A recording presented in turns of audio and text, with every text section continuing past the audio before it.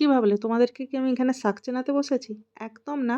শাক চেনাচ্ছি না, কিন্তু আজকে যে রেসিপি বানাচ্ছি সেখানে আমার শাক দরকার। এখানে ৪ রকমের শাক রেখেছি।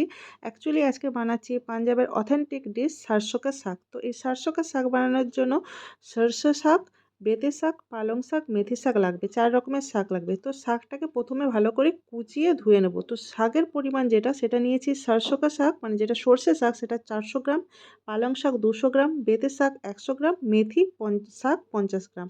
সমস্ত শাক ভালোভাবে কুচিয়ে নিয়ে একটা কুকারে রসুন আর কাঁচা লঙ্কা দিয়ে সেদ্ধ করতে বসিয়েছি।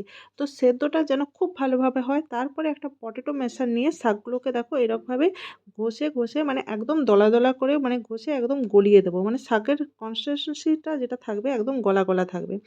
এবারে কি করছে না, মক্কেকা যে রুটি হয় সেই মকাইয়ের আটা দরকার। যদি না থাকে তাহলে কর্নস্টার্চ মানে কর্নফ্লাওয়ার বা বেসন জলে গুলিয়ে নিয়ে ১ থেকে ১.৫ চামচ মতো তো এই শাকের যে কড়াইটা ছিল তার উপরে দিয়ে ভালোভাবে মিশিয়ে কুকারটা হচ্ছে গ্যাসে বসিয়ে খুব ভালোভাবে মেশে থাকবো, মানে নাড়াতে থাকবো।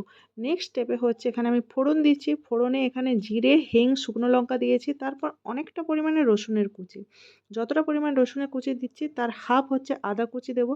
ভালোভাবে নাড়িয়ে নিয়ে এখানে হচ্ছে গোটা মানে বড় সাইজের ২টো পেঁয়াজ কুচি ইউজ করছি। এখানে পেঁয়াজ কুচোনো আমি বড় বড় সাইজের পেঁয়াজ কুচিয়েছি। তোমরা চাইলে কিন্তু ছোট ছোট চপড করে একদম পেঁয়াজ কুচোনোটাও এখানে অ্যাড করতে পারো। পেঁয়াজটাও যখন ভাজা ভাজা হয়ে যাবে সেই সময় এখানে আমি 2টো টমেটো কুচি করে মিশিয়ে দিচ্ছি। তো এখানে টমেটোটাও এই মশলাগুলোর সঙ্গে মিশিয়ে নেব। এবার মেশানো হয়ে গেলে এখানে অবশ্যই লবণ দেবো।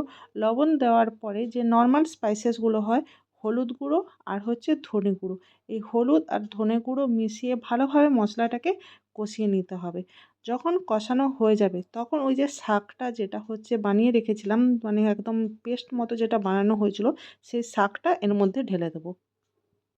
মশলার সঙ্গে শাকটা মিশিয়ে অনেকক্ষণ ধরে নাড়াতে হবে। শাকের কোনো গন্ধ থাকবে না।